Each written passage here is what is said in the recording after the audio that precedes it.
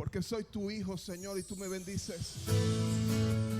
¿Cuántos sienten los brazos del Padre? ¿Cuántos sienten que Él nos abraza con amor eterno? Hoy te adoramos. Oh, Jesús, gracias por amarnos.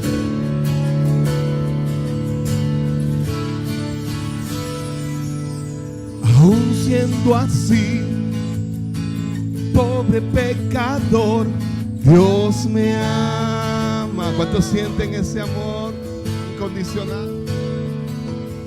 Siendo imperfecto, aún sin merecerlo, Dios me ama.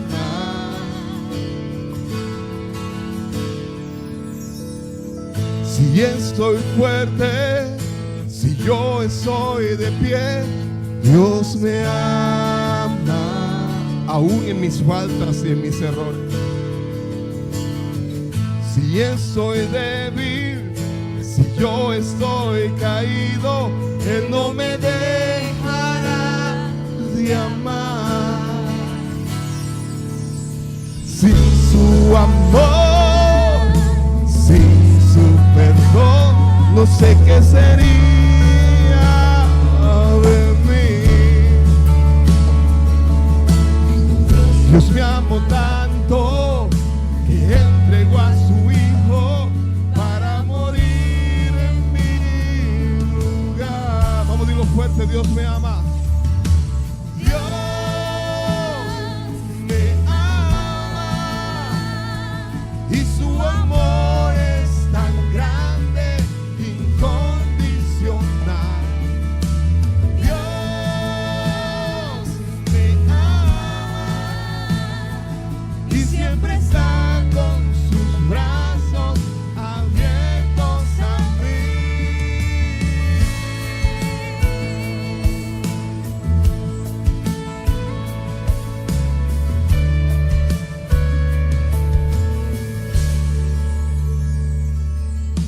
Aún siendo así, pobre pecador, Dios me ama.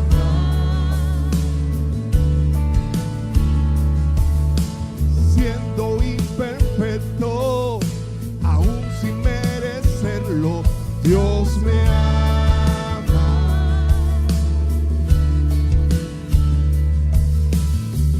Si estoy fuerte, si yo estoy de pie, Él me ama.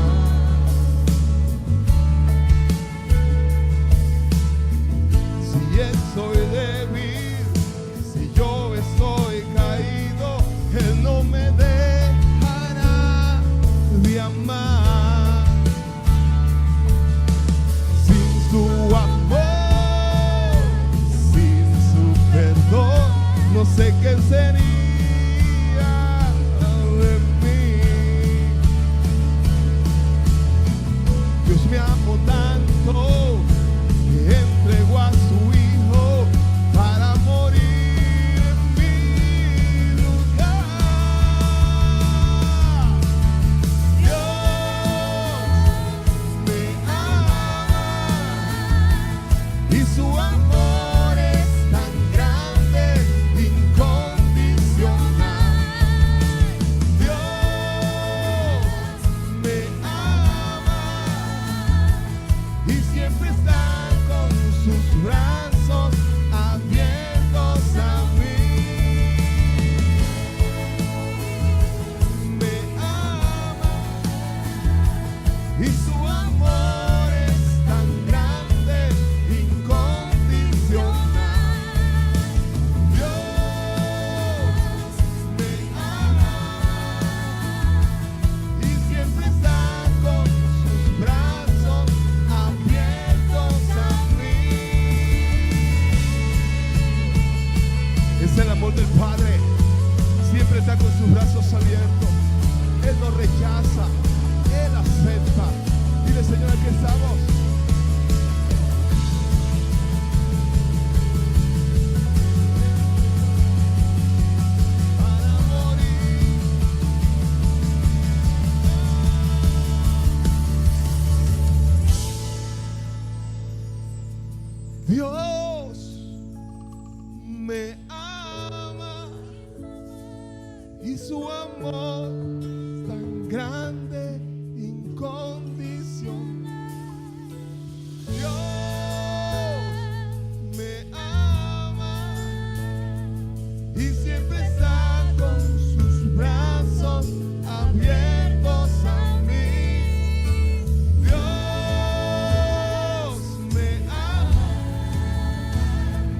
y su amor es tan grande, incondicional.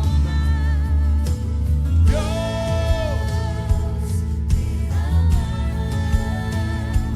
siempre está con sus brazos abiertos a mí.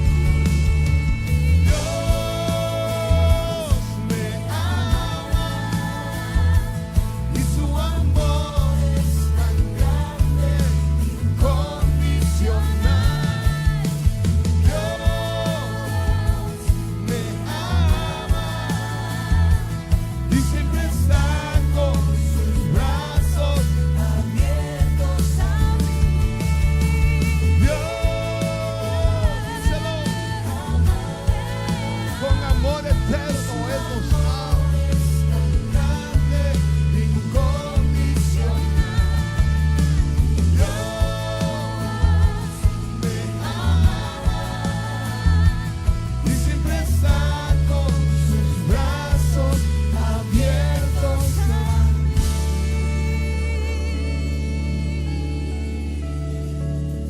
Dile, Señor, gracias por tanto amor, porque a pesar de mi condición, a pesar de mis errores, a pesar de mis faltas, tú me sigues amando, Dios. Tú sigues extendiendo tu misericordia. Con amor eterno me sigues amando, Dios. Dile gracias por tanto amor.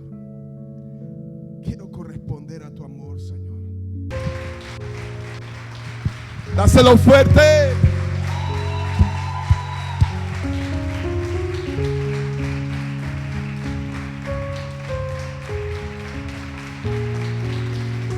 Aleluya.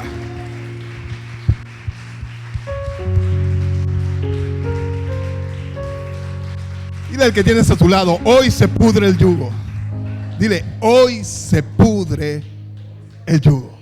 Yo no sé si siente la presencia del Señor, pero hay algo glorioso. Dios se está moviendo de una manera especial. Yo no sé por qué las personas se niegan a esto. Yo no sé por qué las personas se niegan a sentir, experimentar de su presencia, cuando eso trae libertad. ¿Cuántos se sienten relajados? Sabes que todavía hay cosas que Dios quiere quitarte. Amén. Puedes tomar asiento. Saluda al que tienes a tu lado, bendícele grandemente, dile bienvenido. También queremos saludar a las personas que se conectan a través de nuestro canal de YouTube. Gracias por permitirnos llegar hacia donde tú estás, hasta donde tú estás, para llevar este mensaje de bendición a tu vida. Si te conectas por primera vez, yo te invito a que te suscribas, que le des el like, para que sigas recibiendo de este contenido maravilloso que semana a semana el Señor tiene preparado a través de la Iglesia Restauración del Reino Valledupar, Colombia. La semana pasada empezamos un tiempo maravilloso y titulamos el mensaje La unción que libera. La unción que libera, que pudre yugo. Y quiero que te vayas a la palabra del Señor en Isaías capítulo 10 del 24 al 27, porque fue la base de esta enseñanza. Y leemos la palabra en el nombre del Padre, del Hijo y del Espíritu Santo. Amén. Por tanto, así dice el Señor de los ejércitos: pueblo mío que habitas en Sión, no tengas miedo de Asiria. Podrá herirte con un cetro y levantará contra ti su báculo como lo hizo Egipto. Pero dentro de poco tiempo, repite conmigo, dentro de poco tiempo se acabará mi furor contra ti y mi enojo lo destruirá. Yo, el Señor de los ejércitos, levantaré contra él un látigo, como cuando herí de muerte a Madián en la peña de Oré. Levantaré mi báculo sobre el mar, como lo hice en el camino de Egipto. Cuando llegue ese día, la carga de Asiria será quitada de tu hombro. ¿Cuántos lo creen? Te lo vuelvo a repetir. Cuando llegue ese día, la carga de Asiria será quitada de tu hombro. De tu cerviz se quitará su yugo, y este se pudrirá por tu robustez. El Señor nos llamó a ser espirituales. El Señor nos llamó a crecer espiritualmente. Y si nosotros queremos ver realmente que se pudren los yugos, necesitamos fortalecernos espiritualmente. Dice, este se pudrirá por tu robustez, por la presencia de Dios creciendo en ti. Ahora, el ser más robusto espiritualmente que se encuentra en todo el espacio, en todo el tiempo, se llama Jesucristo. ¿Y sabes cuál es el objetivo de Cristo para nosotros? Que alcancemos su estatura. Dile que está a tu lado: Dios desea que nosotros seamos robustos espirituales.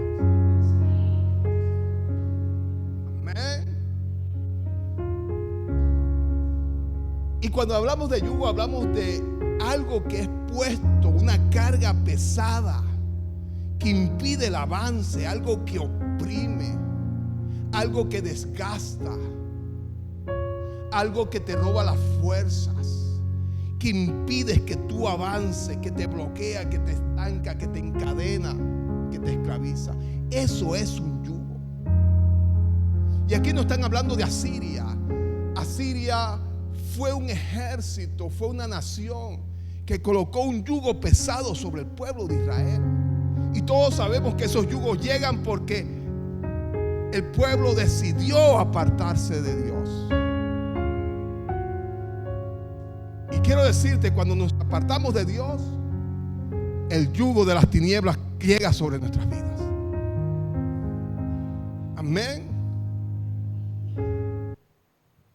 Pero aquí Dios hace una promesa que va a podrir el yugo, que va a romper el yugo.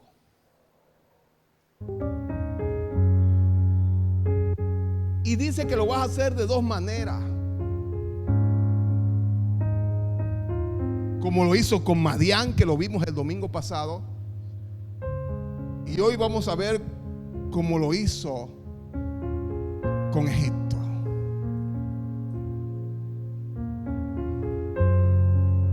El domingo pasado aprendimos acerca del yugo de Madián y hoy vamos a aprender acerca del yugo de Egipto. Ahora, ¿qué es Egipto? Y te voy a hablar de una manera espiritual acerca de esta nación. Egipto representa el mundo. Un mundo materialista que no tiene nada que ver con lo espiritual, no le gusta lo espiritual. No le interesa a Dios. No le interesa la presencia de Dios. Es un mundo que está fundamentado en lo material, en lo físico. ¿Y qué dice la palabra de Dios acerca de lo material? Que es pasajero, que es efímero, caduca. ¿Y qué dice Dios acerca de lo espiritual? Es eterno, permanece, no tiene fecha de caducidad, siempre va a permanecer. Por lo tanto, Egipto se apoya en lo efímero. La iglesia, el pueblo de Dios, se apoya en lo eterno. Dile que está a tu lado: yo me apoyo en lo eterno. Ahora, el mundo necesita riquezas materiales para tener posición, para tener un lugar.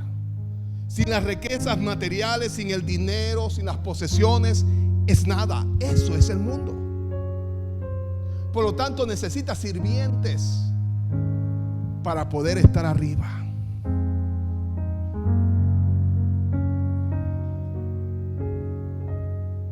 El servicio le da un estatus.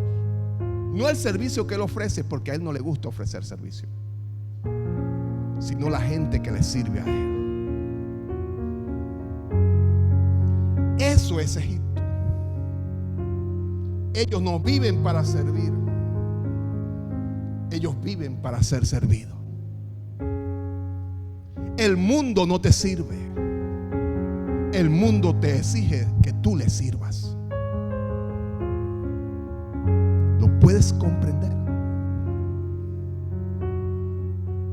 En Lucas 22, 27 vemos un principio que contradice la teoría del mundo. Lucas 22, 27 dice: porque ¿cuál es mayor, el que se sienta en la mesa o el que sirve?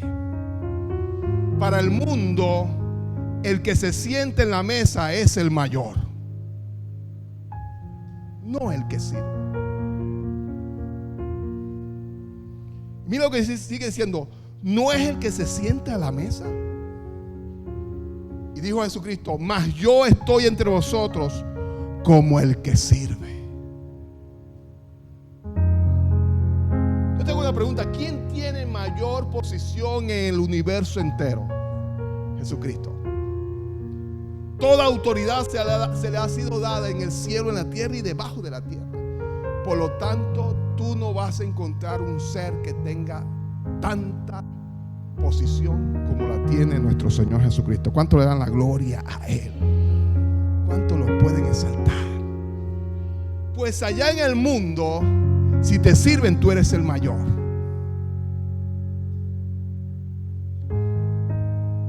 En el reino de Dios, los que sirven son los mayores.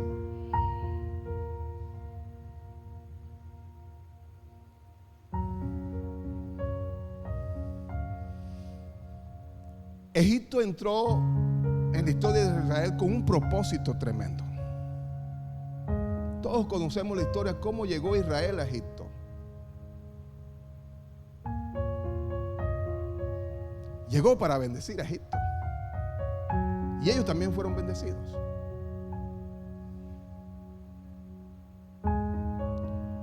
Y los que han leído la historia de Éxodo la conocen muy bien. ¿Cuál fue el propósito? ¿Cuál fue el objetivo? Cuando entraron a Egipto, la mejor posición, las mejores tierras se les dio a Israel. Porque hubo un faraón que entendió lo espiritual y le dio un lugar a Dios dentro de su reino. Pero ese faraón murió y llegó uno que no era espiritual, que no conocía a Dios y no aceptó lo que Dios hizo en el pasado a través de Israel en Egipto. Todos lo sabemos. Y la nación de Israel empezó a multiplicarse, empezó a crecer. Éxodo capítulo 1 versículo 7 dice: pero los hijos de Israel fructificaron y se multiplicaron y llegaron a ser numerosos y fuertes en extremos, y se llenó de ellos la tierra.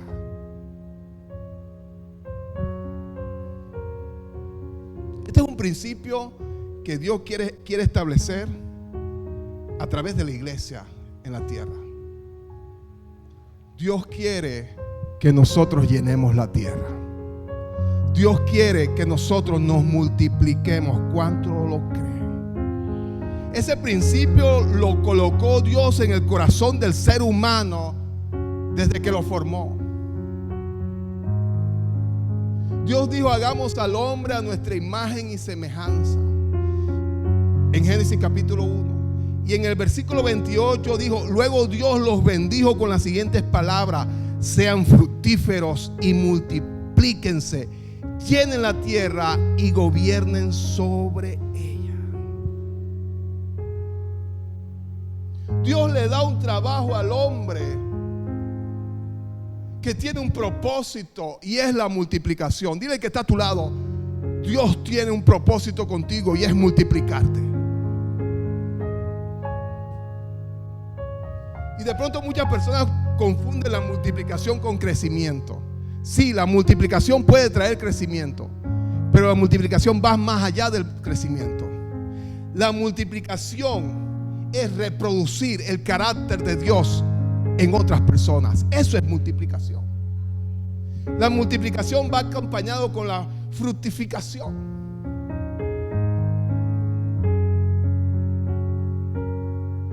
Si tú como líder no estás influenciando en otra persona el reino de Dios, tú no estás multiplicando. ¿Cuántos dicen amén? Dios quiere que nos multipliquemos. La nación de Israel llegó a Egipto y llegó a multiplicarse. Y esto tenía un objetivo, porque las pretensiones de Dios con Israel en Egipto es que se multiplicara de una manera sana. Porque en Canaán fácilmente ellos se podían contaminar con las naciones vecinas. Mientras que en Egipto no. Los egipcios son bastante racistas. Ellos no les gustan combinar su raza.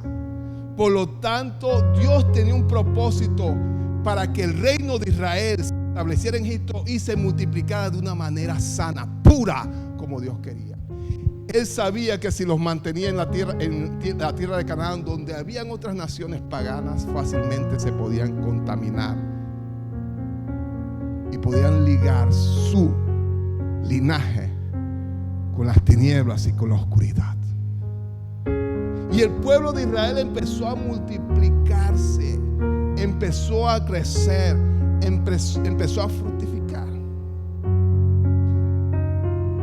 Versículo 8 de Éxodo 1.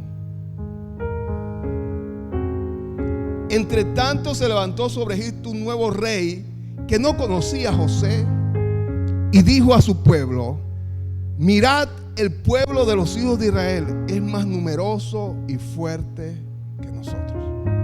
Los antiguos egipcios tenían la fama de ser orgullosos, de sentirse superiores, eran racistas,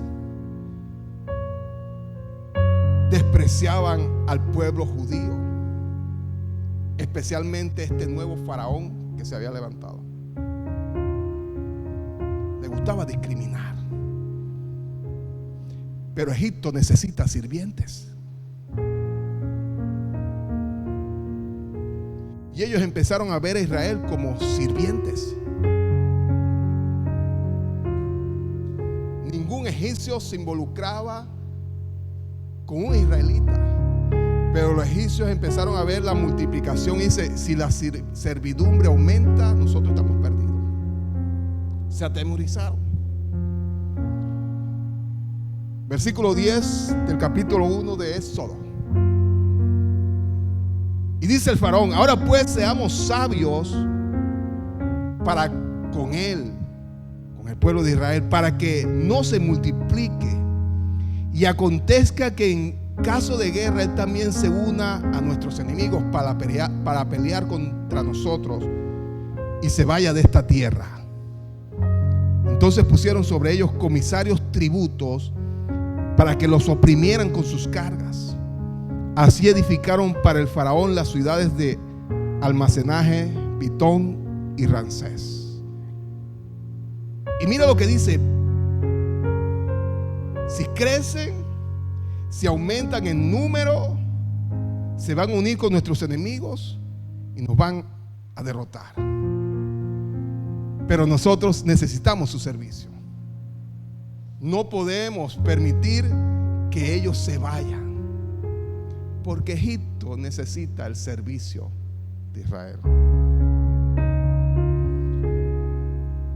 Ahora, la Biblia no explica exactamente cómo los israelitas cayeron en esclavitud en Egipto. Recordemos que las leyes antiguas decían que para que una persona sea esclava es cuando es prisionero de guerra. Israel no era un prisionero de guerra, o cuando tenía una deuda impagable. Esas eran las dos formas de que una persona llegara a ser esclava. La primera la descartamos. Miremos la segunda. Podemos especular de que el faraón aumentó los impuestos. Dice en Entonces pusieron sobre ellos comisarios tributos. Aumentaron los impuestos sobre el pueblo de Israel de una manera tremenda. De una manera que fuese difícil que los judíos, que los israelitas pudieran pagar impuestos. Y al no poder pagar los impuestos cada año, la deuda iba a seguir aumentando y ellos se convertirían en un esclavo por esa deuda. Entonces podemos ver la razón por la cual ellos se convirtieron en esclavos. El objetivo es endeudarlos para esclavizarlos. Es versículo 12 al 14 dice: sin embargo, cuantos más los oprimían, más los israelitas se multiplicaban y se esparcían, y tanto más se alarmaban los egipcios. Por eso los egipcios los hacían trabajar sin compasión, les amargaba la vida forzándolos a hacer mezclas, a fabricar ladrillos y a hacer todo el trabajo del campo. Además eran crueles en todas sus exigencias. Y es aquí donde se es colocado el yugo sobre los israelitas. Un yugo de esclavitud, un yugo para debilitar, un yugo para menguar el crecimiento que había en el pueblo de Israel. Dios quiere colocar yugos en la iglesia. Perdón, el enemigo quiere colocar yugos en la iglesia para que no crezcamos, para que no nos multipliquemos. Él quiere oprimir. Pero los hijos de Dios tienen una característica bien especial, que entre más los oprimen, más deben multiplicarse. Yo no sé si tú entiendes eso. Entre más opresión hay, más nos multiplicamos. Pareciera como que si no nos oprimen, como que nos relajamos, nos sentamos, nos acostamos y dejamos que las cosas pasen. Chévere. Pero cuando empiezan a oprimirlo, como que wow, nos activamos en la multiplicación. Yo no sé de dónde viene eso, pero eso ocurre. Con la iglesia pasó. Mientras la iglesia no fue perseguida, la iglesia se estancó. Pero cuando empezó a ser perseguida, ¿qué pasó? La iglesia se multiplicó.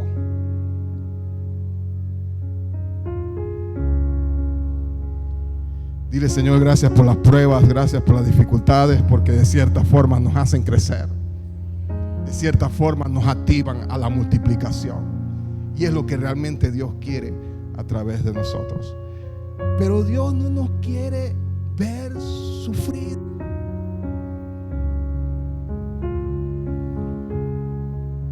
Porque ¿de qué sirve crecer si estamos siendo oprimidos? Y el yugo de Egipto cada día se hacía más fuerte. El trabajo que los egipcios imponían a los israelitas tenía una motivación muy malvada. Era cruel por naturaleza. Y su objetivo era debilitar la multiplicación. Mira, el trabajo siempre es una bendición. ¿Cuántos se gozan cuando trabajan? ¿Cuántos se gozan cuando lo llaman? Sabes que tengo un buen empleo para ti. Y tú te gozas, wow. Y te esfuerzas y lo haces bien. Y quieres ser productivo. Y quieres bendecir a tu jefe. Quieres bendecir la labor que estás haciendo. El trabajo es bendición. Pero cuando el trabajo le colocan cargas pesadas de aflicción y sufrimiento, en vez de ser bendición, se convierte en un yugo. Y el pueblo de Israel estaba siendo oprimido, abusado. Y el pueblo clamó, y el pueblo levantó la oración diciendo: Padre, ayúdanos. Capítulo 3 de Éxodo, versículo 7 dice: luego el Señor le dijo: ciertamente he visto la opresión que sufre mi pueblo en Egipto. Dios ve el sufrimiento que tú tienes. Dios ve el dolor que tú tienes. He oído sus gritos de angustia a causa de la crueldad de sus capataces. Estoy al tanto de su sufrimiento. Hoy te digo en el nombre del Señor, Dios está al tanto de tu sufrimiento. Dios está viendo tu dolor. Dios escucha tu clamor. Él no ha sido un descuidado con respecto a esto. Él está viendo. Él está observando. Ahora quiero que te dirijas rápidamente al capítulo 13 de Éxodo, del 17 al 18.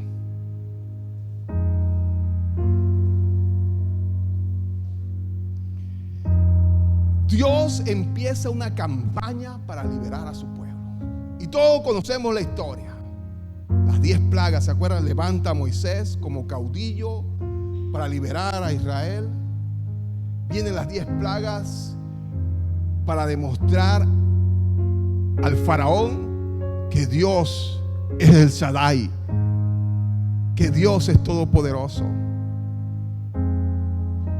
Israel sale con mano poderosa. El faraón se da cuenta de que Dios es grande. Versículo 17 dice: cuando por fin el faraón dejó salir a los israelitas, Dios no los guió por el camino principal que atraviesa el territorio filisteo, aunque esa era la ruta más corta a la tierra prometida. Dios dijo: si los israelitas llegaran a enfrentar una batalla, podrían cambiar de parecer y regresar a Egipto. Por eso Dios los hizo dar un rodeo por el camino del desierto hacia el Mar Rojo. Así los israelitas salieron de Egipto como un ejército preparado para la batalla. Dios había liberado a Israel de un yugo, pero lo había hecho. El primer paso que hizo fue liberarlo de una manera material, física.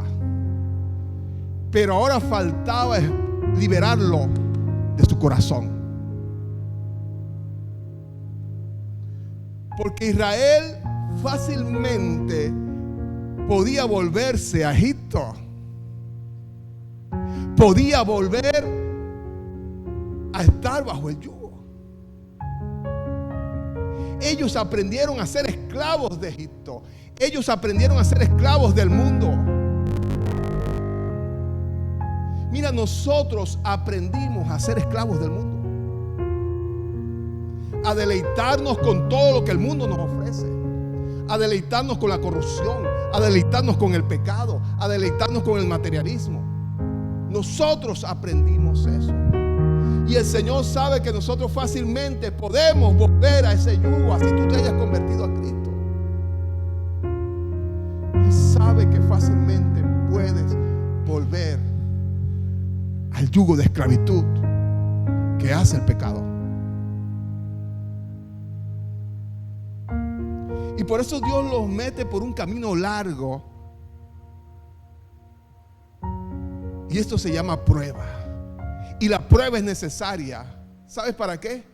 Para saber lo que hay realmente en nuestro corazón. Y Dios dijo: yo lo tengo que probar, porque yo tengo que quitar un yugo que está dentro de ellos, que los esclaviza todavía a Egipto. Salir de Egipto era el primer paso para empezar a podrir el yugo. Ahora faltaba sacar a Egipto del corazón de los israelitas. Leamos capítulo 14, versículo 11. Y le dijeron a Moisés, mira lo que reveló la prueba en el corazón de los israelitas. Y le dijeron a Moisés: ¿por qué nos trajiste aquí a morir en el desierto? ¿Acaso no había suficientes tumbas para nosotros en Egipto? ¿Hacia dónde querían volver? Oye, Dios lo liberó y no quisieron la libertad. Querían volver a Egipto, querían volver al mundo. Y decían: ¿qué nos has hecho? ¿Por qué nos obligaste a salir de Egipto? ¿No te dijimos que esto pasaría cuando aún estábamos en Egipto? Te dijimos, déjanos en paz, déjanos seguir siendo esclavos de los egipcios. Es mejor ser esclavo en Egipto que un cadáver en el desierto. Lamentablemente hay muchos cristianos que todavía están diciendo eso. Porque no quieren el desierto, porque no quieren la prueba.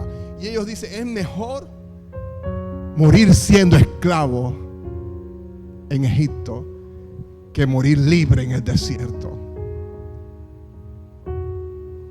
Repite conmigo, corazón de esclavo. Ese era el gran yugo que Dios necesitaba podrir en sus vidas. Por eso las pruebas muestran realmente cómo está tu corazón. Cuando dices, ¡auf! Duele, ¿verdad? ¿Cómo está tu corazón? ¿Hacia dónde te inclina tu corazón? ¿Hacia el mundo? ¿O hacia Dios? Pues si todavía te está inclinando hacia Egipto, quiero decirte, necesitas seguir siendo procesados a través de las pruebas. Necesitas el camino largo. Dile que está a tu lado, necesitamos el camino largo. El camino corto no nos sirve. Disculpa que te dé esta mala noticia. No es una mala noticia, es una buena noticia. Malas noticias para los que les encanta Egipto. Versículo 13. Pero Moisés le dijo, no tengan miedo, solo quédense quietos y observen cómo el Señor los rescatará hoy. ¿Cuánto lo creen? Esos egipcios que ahora ven jamás volverán a verlos. El Señor mismo peleará por ustedes. Solo quédense tranquilos. Y aquí Moisés lanza una palabra profética. Esos egipcios que ahora ven jamás volverán a verlos. Lanza una palabra profética, una palabra de autoridad. Esos que están oprimiendo, esos que se han convertido en un yugo, jamás volverán a verlos. Una palabra que Moisés empezó a declarar, que Moisés empezó a profetizar. ¿Quién te está oprimiendo?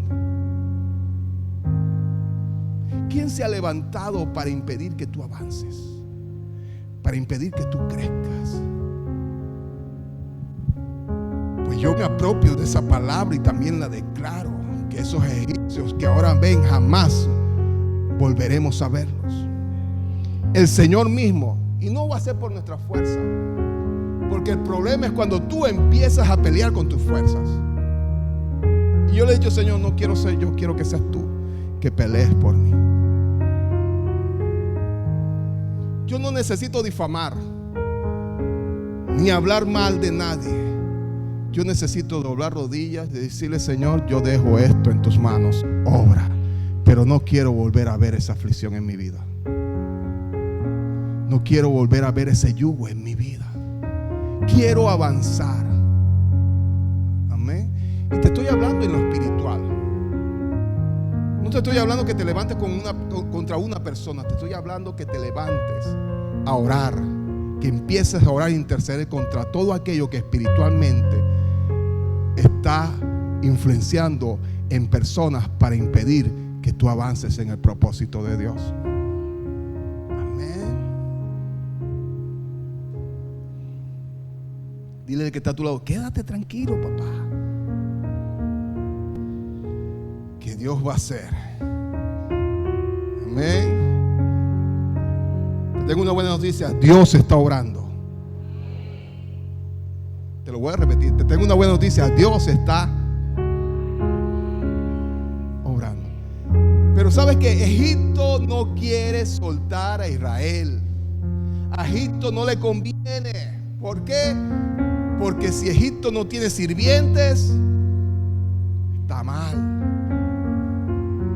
El mundo necesitan que les sirvan.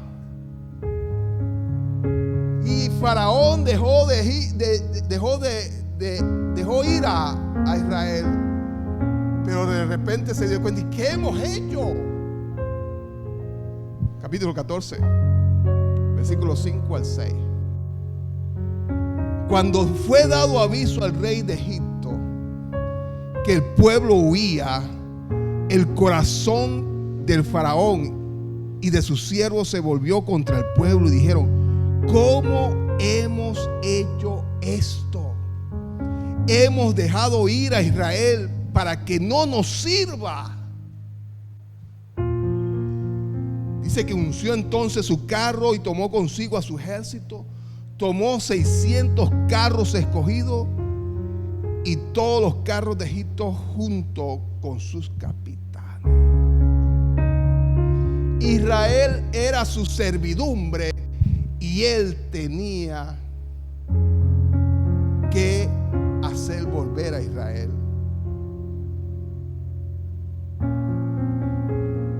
Y todos conocemos la historia. Ahí está Israel. ¿Qué saben hacer los israelitas? Servir y adorar al Señor. Eso es lo que saben hacer los israelitas: servir o adorar y servir.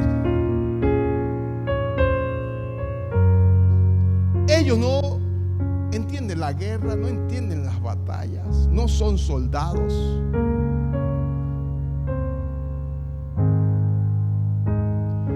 Y se encuentran en una posición. Al frente está el Mar Rojo y por detrás vienen el ejército egipcio con 600 carros. El armamento más sofisticado de la época lo tenían los egipcios. La fuerza militar de los egipcios en aquella época la podemos comparar con la fuerza militar de los Estados Unidos hoy. Era la potencia mundial.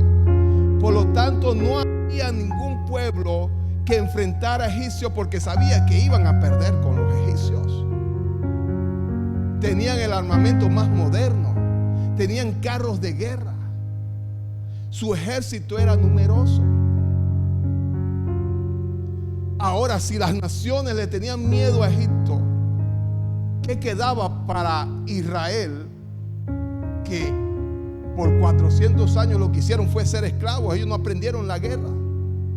¿Qué quedaba para Israel? ¿Podían enfrentar a los egipcios? No podían enfrentar físicamente, naturalmente no lo podían hacer. Y ahora se encontraban en medio del Mar Rojo, ejército egipcio, que querían volverlos a llevar hacia la servidumbre.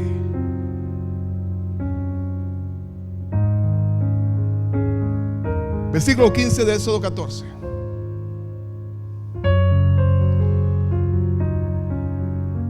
Y aquí viene algo determinante para podrir el yugo de Egipto. Yo quiero que tú te apropies de esto. Algo determinante para podrir el yugo de Egipto.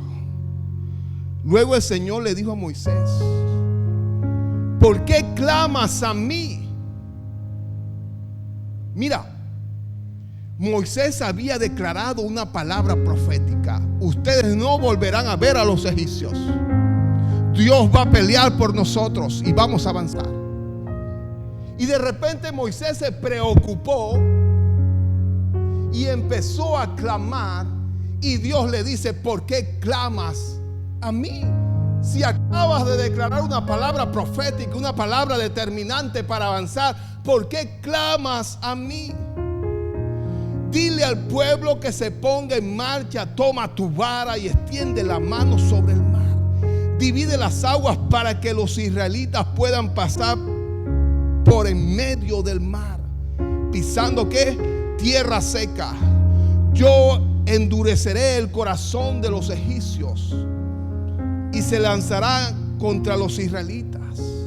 La grandeza de mi gloria se manifestará por medio del faraón y de su ejército, sus carros de guerra y sus conductores. Cuando mi gloria se exhiba por medio de ellos, todo Egipto verá mi gloria y sabrán que yo soy el Señor. Y Dios le dice a Moisés: ¿por qué clamas a mí? Yo creo que es la única parte cuando Dios reprende a alguien porque está orando. Oye, Moisés está orando y Dios lo está reprendiendo porque está orando. ¿Por qué está clamando?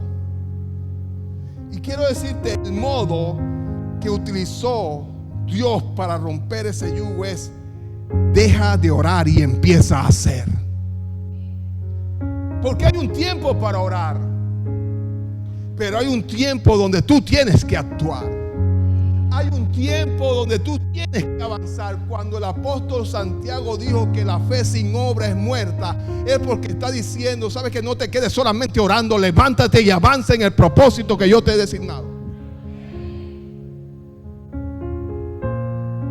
Mucha gente está esperando que caiga del cielo y no activan la fe. Y la fe es activa cuando tú empiezas a avanzar. Oye, ahí estaba el mar rojo. ¿Y sabes qué le dijo Dios? Le coge la vara. Coge la autoridad que yo te he dado. Dile que está a tu lado: coge la autoridad que el Señor te ha dado y avanza. Avanza en el propósito. Avanza. ¿Cuántos quieren ser determinantes en su fe en esta mañana? ¿Cuántos quieren avanzar? Sabes que el mar rojo puede ser muy inmenso, pero cuando tú eres determinante, ese mar tiene que abrirse, porque Dios te ha dado la autoridad suficiente para hacerlo. Dios te ha dado la autoridad suficiente. Sabes que el diablo quiere frenar esa autoridad. El diablo sabe que tú tienes esa autoridad. Él ha entregado en nuestras manos las llaves para atar y desatar. ¿Cuánto lo creen? Y el diablo sabe que si tú utilizas esas herramientas, esa arma, él tiene mucho que perder. Aunque él ya lo perdió todo. Pero cuando tú tomas esa herramienta de la oración y avanzar por fe, prepárate, porque verás mares rojos abrir como tú no te los imaginas en tu vida. Lo verás, pero tenemos que ser determinantes. El diablo se va a levantar, tú no puedes hacerlo, y se burlará de ti y dirá: eso es mentira lo que estás diciendo. ¿Por qué tengo que abrir mi oído a esa mentira? Toma tu vara y extiende la mano.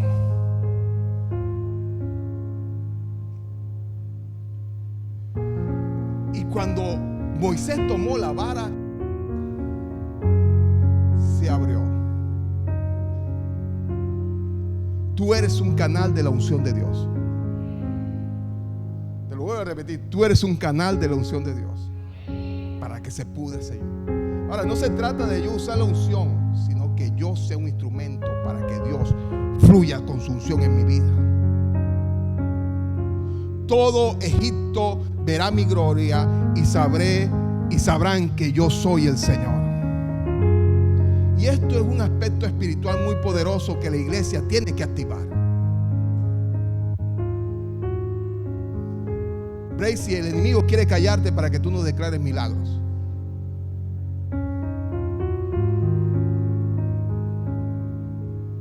El enemigo quiere decirte: ustedes no pueden hacerlo, no tienen la fuerza, no tienen la capacidad. ¿Dónde está su crecimiento? ¿Dónde está su multiplicación? Yo lo veo los mismos.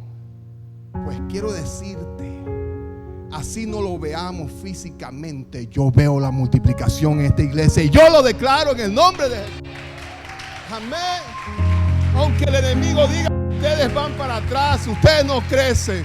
Hoy quiero decirte: Dios nos está diciendo: toma la vara, sé determinante, decláralo ahora en el nombre de Jesús.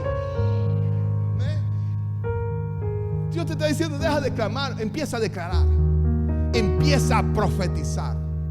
Que profetizar es actuar. Amén. través de la palabra lo que Dios quiere que tú hagas. ¿Por qué tengo que decir no puedo? ¿Por qué tengo que decir me voy a quedar con este remanente pequeñito que no se multiplica? ¿Por qué tengo que decir me voy a quedar en el desierto, me voy a quedar en la escasez? ¿Por qué tengo que decir eso? Cuando Dios me está diciendo toma la vara y empieza a declarar la bendición que yo he colocado en ti como autoridad.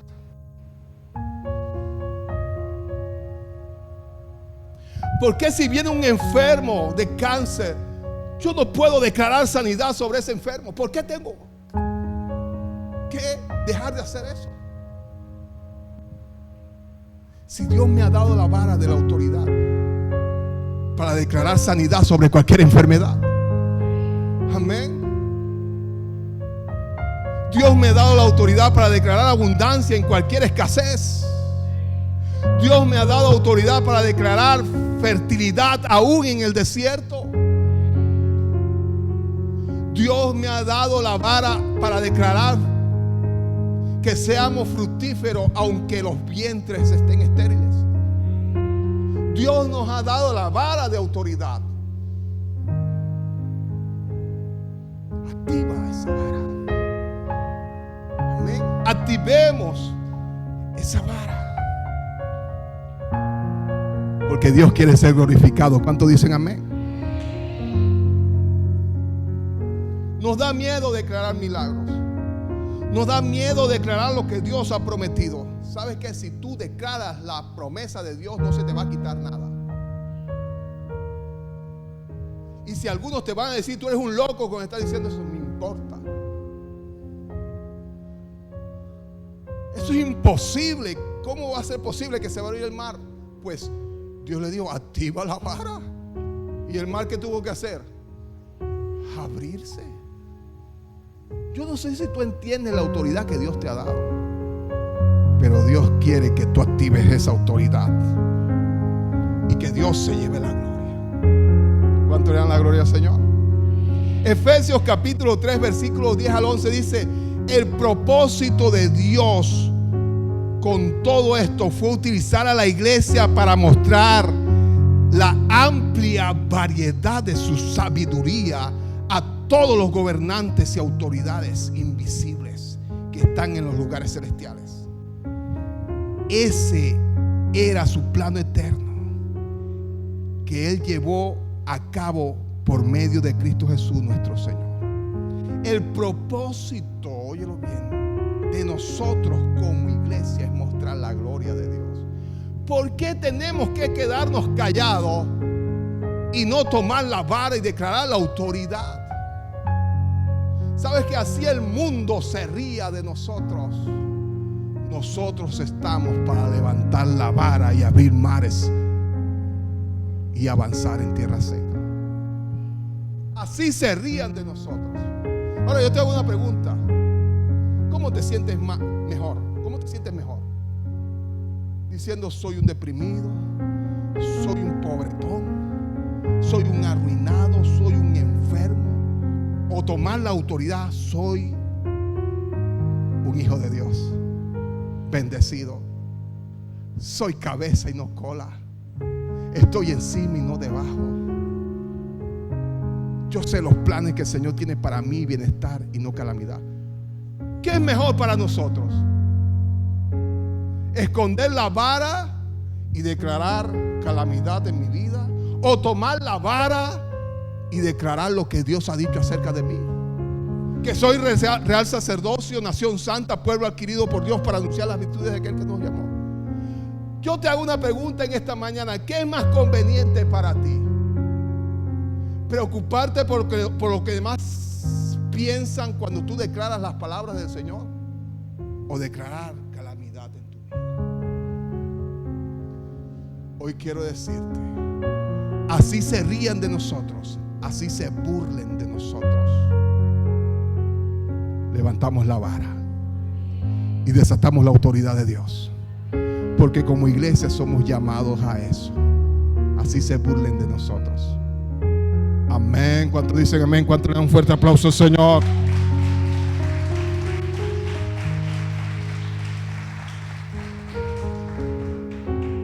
toma tu vara. Empieza a romper ahora las aguas. ¿Cuántos están dispuestos a romper las aguas hoy? ¿Cuántos están dispuestos a romper las aguas de las deudas? ¿Cuántos están dispuestos a romper las aguas de la enfermedad? ¿Cuántos están dispuestos a romper las aguas de la esclavitud? Dile, no más esclavitud en este mundo. El mar tiene que temblar. El mar tiene que abrirse. ¿Cuántos lo confiesan?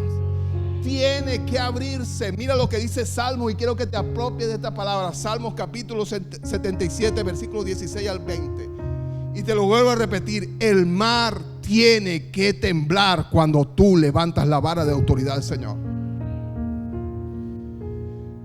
Versículo 16 dice: cuando el mar rojo te vio, oh Dios, sus aguas miraron y temblaron. El mar se estremeció hasta las profundidades. ¿Hasta dónde tiene que estremecerse el mar? Hasta las profundidades. Las nubes derramaron lluvia. El trueno retumbó en el cielo. Tus flechas destellaron como rayos. Tu trueno rugió desde el torbellino. Los relámpagos iluminaron el mundo. La tierra tembló y se estremeció. Tú abriste caminos a través del mar, y tu sendero atravesó las poderosas aguas. Una senda que nadie sabía que estaba allí. Esa es la senda que Dios va a empezar a abrir en tu vida. Yo no sé si tú lo puedes creer, pero cuando tú levantas la vara de autoridad que el Señor te ha dado, el cielo, las aguas, tienes que temblar. ¿Cuántos lo creen? Yo lo creo. Y dice: guiaste a tu pueblo por ese camino como un rebaño de ovejas, con Moisés y Aarón de pastores. Esto es una palabra de autoridad. Yo no sé si tú sientes si el yugo se está rompiendo, si el yugo se está pudriendo en tu vida, pero yo lo puedo sentir. No más esa timidez, no más esa pasividad, no más esa ceguera. Empecemos a levantar la vara de autoridad que Dios nos ha dado. ¿Cuántos se gozan con eso? Dile: yo me gozo, Señor. Ahora, ¿qué pasó con el yugo de Egipto? Capítulo 14, versículo 26 al 28. Cuando todos los israelitas habían llegado al otro lado, el Señor le dijo a Moisés: extiende otra vez tu mano sobre el mar, y las aguas volverán con fuerza y cubrirán a los egipcios y sus carros y sus conductores. Entonces, cuando el sol comenzaba a salir, Moisés extendió su mano sobre el mar, y las aguas volvieron con fuerza a su estado normal. Los egipcios trataron de escapar, pero el Señor los arrastró al mar. Enseguida las aguas volvieron a su lugar y cubrieron todos los carros y a sus conductores. El ejército completo del faraón. No sobrevivió ni uno de los egipcios que entró al mar para perseguir a los israelitas. ¿Sabe que el pueblo de Israel cruzó por tierra seca? Y cuando llegó al otro lado, Dios le dijo: levanta nuevamente tu vara. Y cuando levantó su vara, y los egipcios entraron al mar, porque ellos no, si los israelitas pasaron, nosotros también entraron, y pasaron. Y cuando Moisés vio que todos entraron al mar, levantó la vara, y el mar, ¿qué? Los aplastó. Hoy quiero decirte: no volveremos a ver esos egipcios. Y la palabra profética que había lanzado Moisés antes se estaba haciendo una realidad cuando cubrió al ejército, al mayor ejército, al ejército más poderoso de la época. Estaba siendo cubierto por el mar. ¿Quién hizo eso? Dios. Él lanzó la unción, fluyó a través de Moisés. La vara fue activada, la autoridad que había en la vara, y el mar destruyó a los egipcios. ¿Cuántos se apropian de eso? ¿Cuántos pueden decir: no volveré a ver a los egipcios? Y cuando te hablo de los egipcios, te estoy hablando de todo aquello que ha puesto yugo sobre tu vida. de opresión. No sé si tú puedes identificar los yugos que están sobre ti, pero quiero decirte, Dios te ha dado la autoridad y va a hacer fluir la unción para podrir esos yugos. Amén.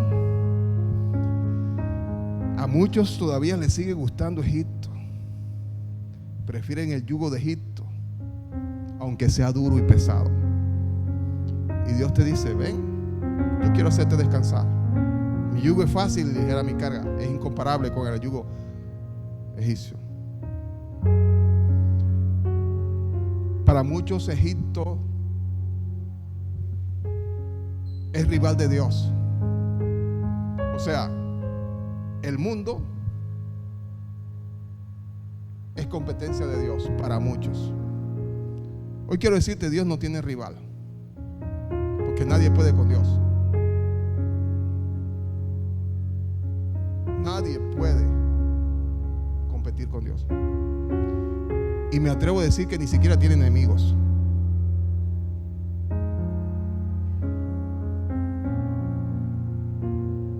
Tú tienes enemigos cuando te pueden vencer. Pero si hay una persona que no puede vencerte, esa persona no es enemiga tuya. No tiene con qué pelear contigo.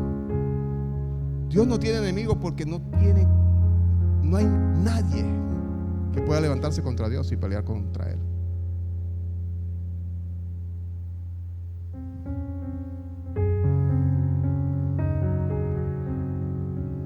Para muchos, el mundo es Dios.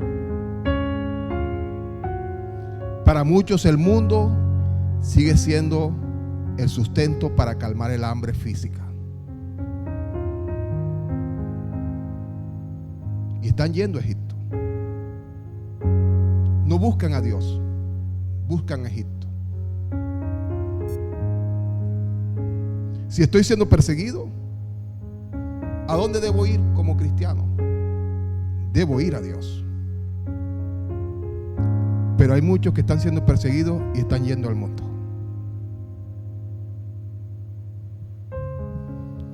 No debe haber otro lugar donde yo acudir, solamente a Dios.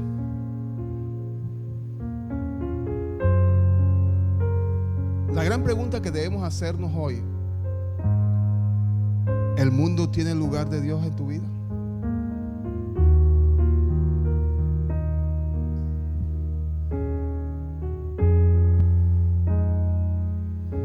Y te tengo esta palabra si tienes ese pensamiento. Segundo libro de Reyes, capítulo 18, 21. Si te apoyas en Egipto, será como una caña que se quiebra bajo tu peso y te atraviesa la mano. El faraón rey de Egipto no es nada confiable. Te lo vuelvo a repetir para aquellos que todavía tienen el mundo como su Dios. No, el mundo es el que me da el trabajo a mí. El mundo es el que me da el sustento. El mundo es el que me da la provisión. Eso es lo peor que tú puedes hacer. Y te lo vuelvo a repetir. Si te apoyas en Egipto, el mundo será como una caña que se quiebra bajo tu peso y te atraviesa la mano. Es como si tú tuvieras un bastón. El bastón es el mundo. Este es tu apoyo. Este es el que te lleva, el que te trae, el que te sustenta. Pero dice que el mundo es como esa caña cascada, o sea, quebradiza, se quiebra. Y cuando se quiebra queda una estilla filosa. Y si te sigues apoyando, atravesará tu mano. Así es el mundo. Pues quiero decirte, tu Dios no se quiebra.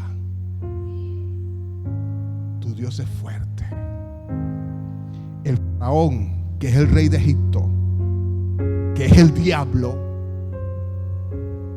no es nada confiable. ¿Dónde tienes tú tu confianza? Ponte de pie. ¿Dónde está nuestra confianza?